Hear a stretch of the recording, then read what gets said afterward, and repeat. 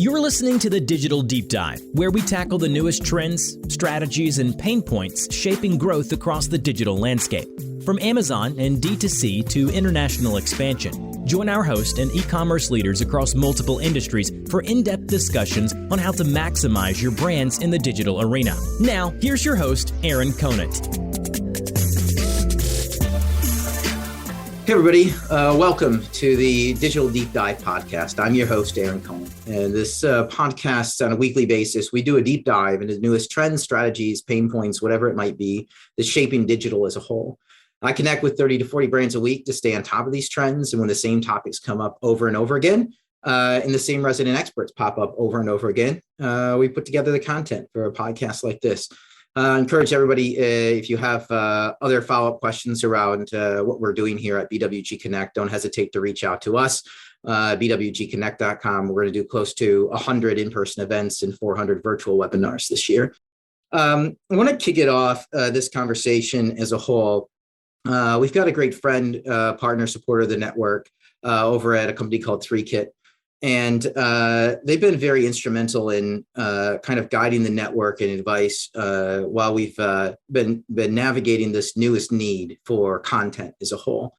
And so, I'd like to welcome to the program, Marc. If you want to jump in with a brief intro on yourself and Threekit, that'd be awesome. Maybe a little bit of background, and then we can kind of jump into the conversation as a whole. Sound good? Sounds great. Aaron, I was so happy to see you. I met you. We've known each other for 3 or 4 years now, and I met you for the first time in person recently at the Inspired Home Show in Chicago. That was a lot of fun. Glad to be with you. Yeah, absolutely. It's nice to be. I don't want to say post-COVID yet, but pretty near post-COVID. It seems like getting back together in these formats. I'm a people person. I love people. I love everything about it. Rubbing elbows, shaking hands. So it's great to meet in person as well. Aaron was definitely shaking hands and kissing babies at the show and not catching COVID, hopefully. Well, thanks for the intro. Hey, everyone. My name is Marc. I'm the Vice President of Marketing over at Threekit. What we do at Threekit is we help companies who sell customizable or configurable products. We help them show and sell their product. And we do that. We help them show their product in 3D, augmented reality, in 2D or virtual photography. And I think what we find is companies grow 50% of their sales through Threekit when they can show and sell that configurable product as a customizable product and deliver an amazing customer experience with it. So we've got a ton of brands. We've been growing a lot, and really excited to just kind of talk about what we're seeing in the market and how it's relevant to everyone. Yeah, so if I kind of like set the stage, what's been coming up in conversations I've been having is around this content piece as a whole. COVID hits in the amount of content that's being consumed and the type of content that's being consumed drastically changed. Different types of content, but then also the amount of it. And the demands then on a lot of brands have been going through the roof. And so, when I think about when people struggle to develop more and more and more content, and I know there's UGC out there, definitely we'll have a separate podcast on that. But, I think from brands as a whole, if you're to take a step back, this idea of a 3D AR virtual photographer is what comes up over and over again. A lot of questions are, a lot of brands are just, what is it? Why is it useful? There seems to be people popping up all over the place, offering it. Is it worth it? How realistic is it? Is it all CGI? Can I do people? There's 150 different questions that are popping up, and I'd love to dive into some of that today. But first off, what even is the 3D AR virtual photographer? Yeah. It's a good question because it's actually relatively new technology. It was only about in 2016, 2017 when this technology to even show 3D objects was popularized and able to show on the modern browser, Chrome, Firefox, Safari. And essentially it's you're thinking in the world of there's video and there's JPEGs and PNGs, which, you're taking photos. This is just a new file format. It's a way, and it's an interactive file format that folks can engage with by clicking or with their thumb if they're on their mobile browser, on a mobile browser. And you're able to rotate, zoom in on the product, change all of the elements of that product.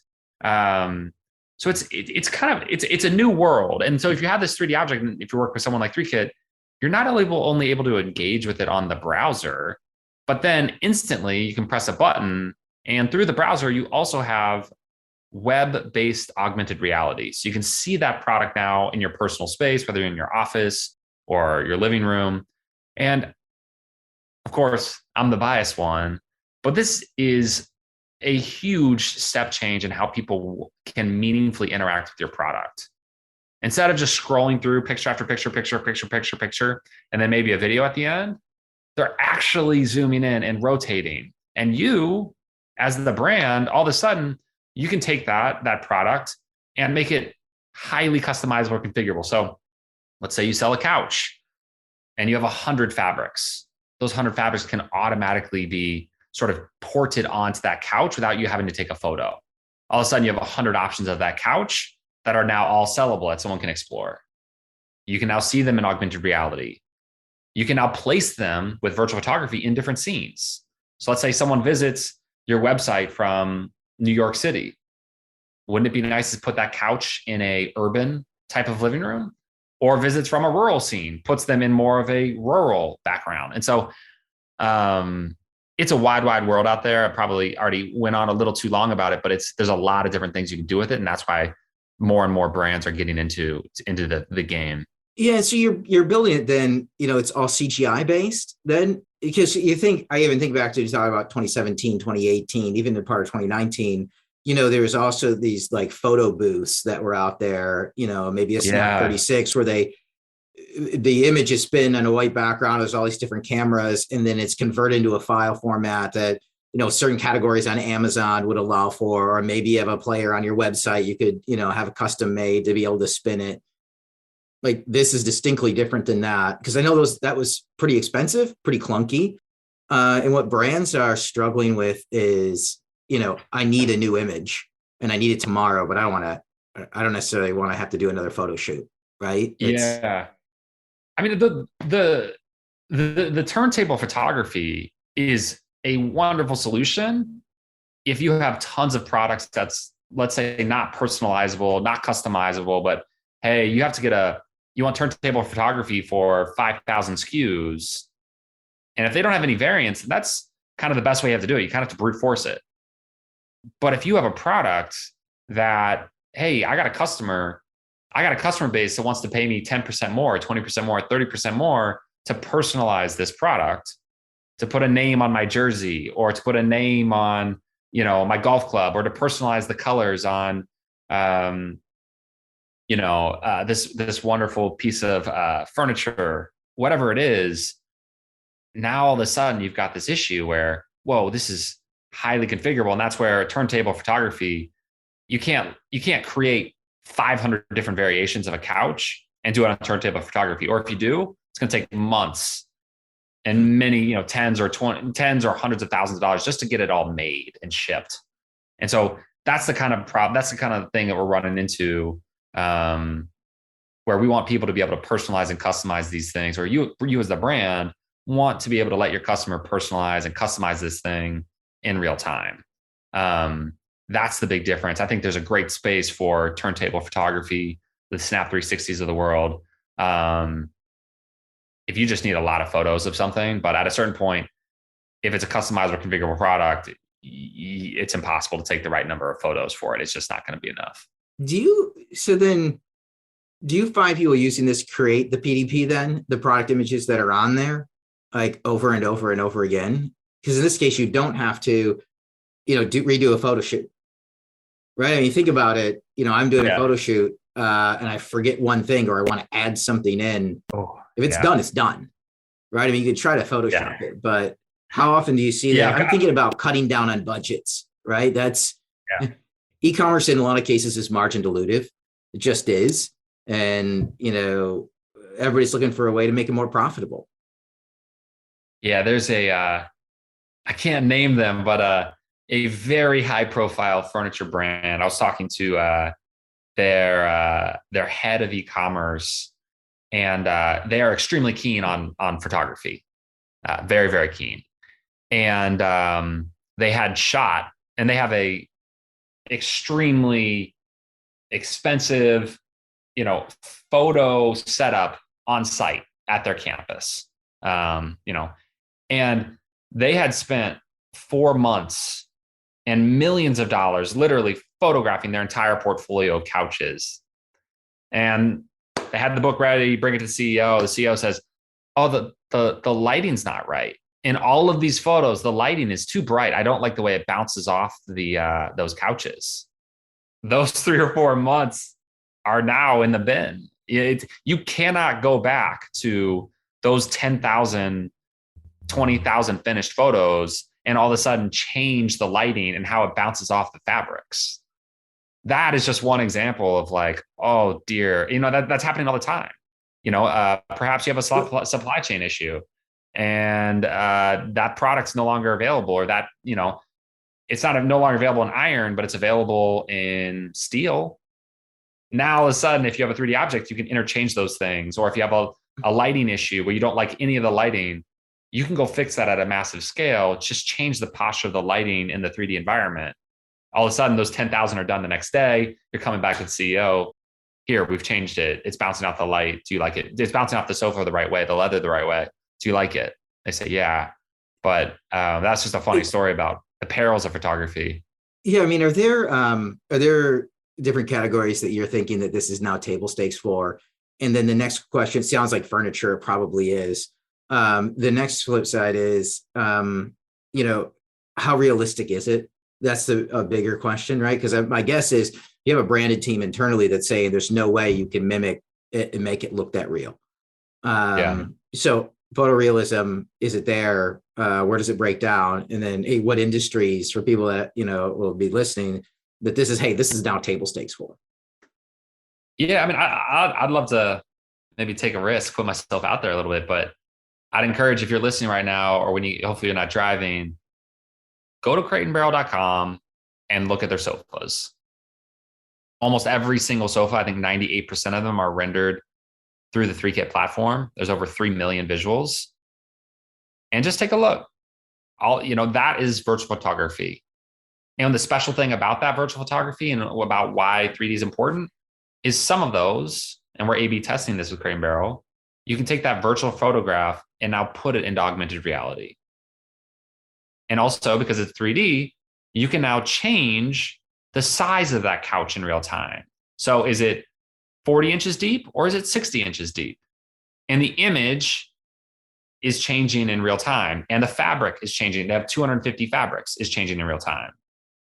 And guess what? Next quarter, when they have 30 more sofas and they want to take away 30 sofas, they got a new line. Those are automatically going to have all of those characteristics built in. And so I think that's kind of the power of it. Yeah, and so it's not just, hey, it looks beautiful. It does look beautiful. Go check it out. See if you can tell the difference between a photograph. I don't think you can. I don't think you'll be able to. And when it comes to industries, we're big in furniture, tables, chairs, desks, couches. We're also big with anything that goes in the home. Whether it's like a KitchenAid mixer or a Whirlpool appliance or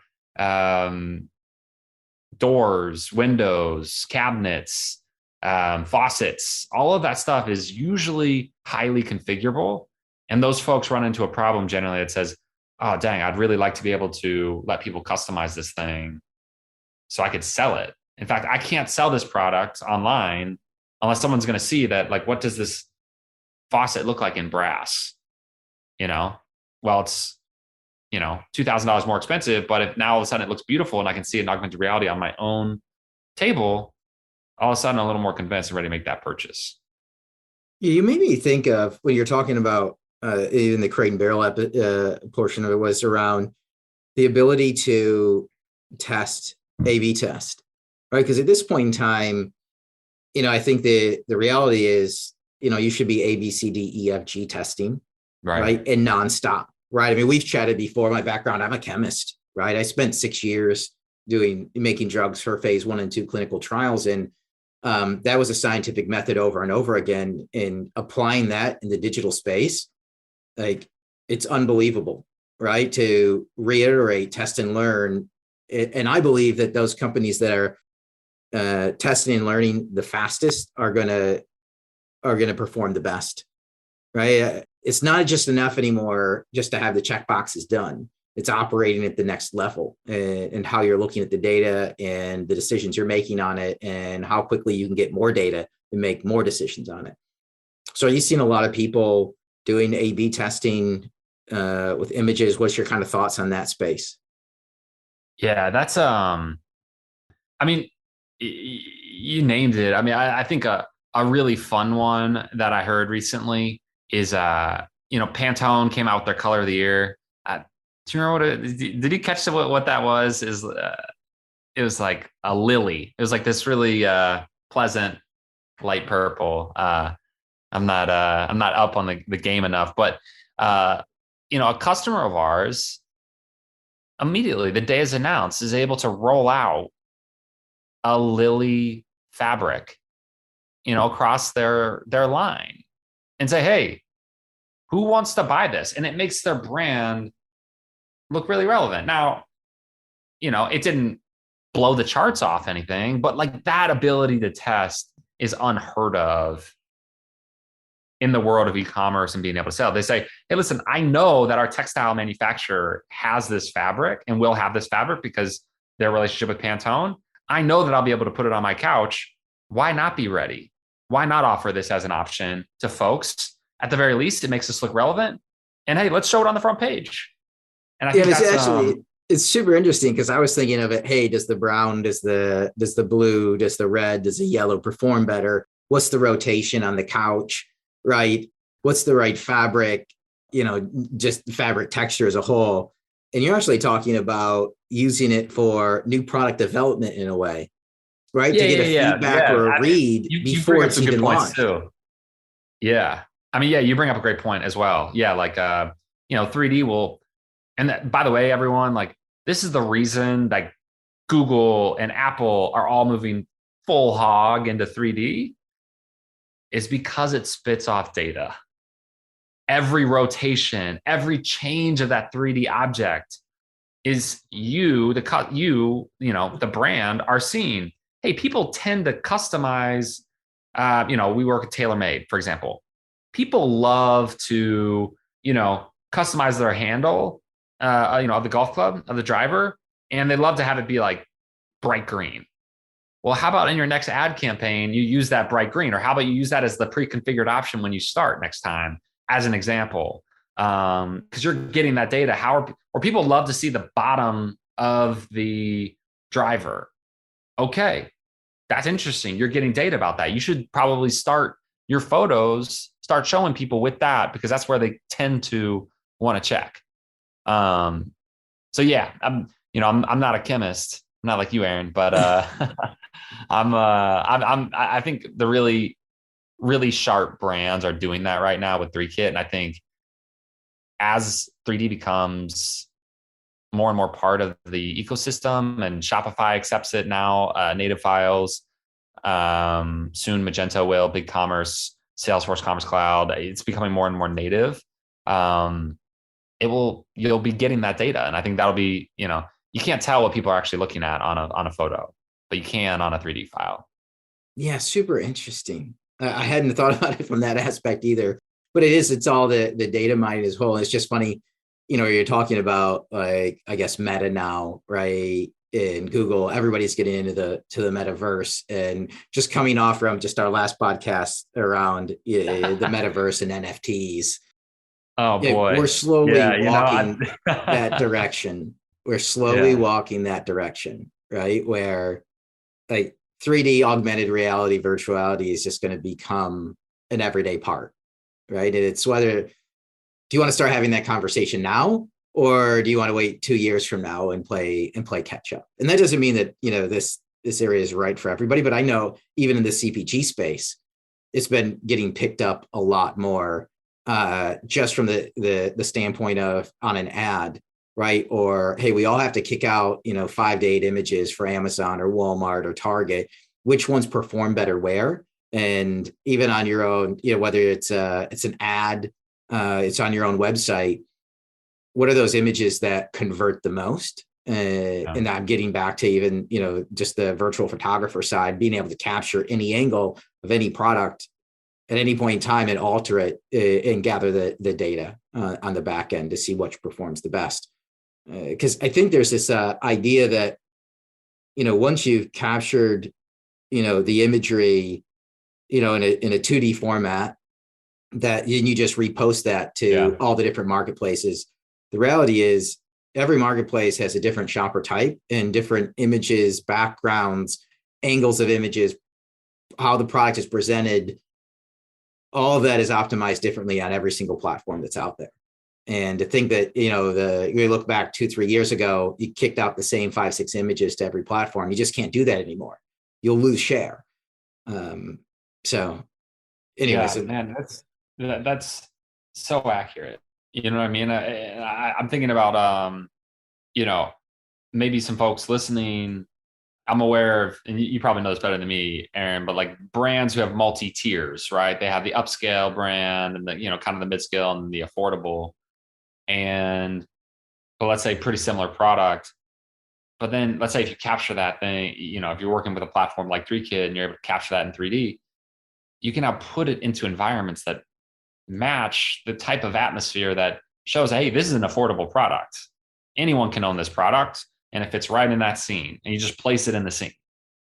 And the very same product, you can say, hey, listen, like, ooh, this is a little bit more upscale. Now I'm putting it, in Aaron's very luxury office. You know what I mean? Like this is the kids' artwork. Yes.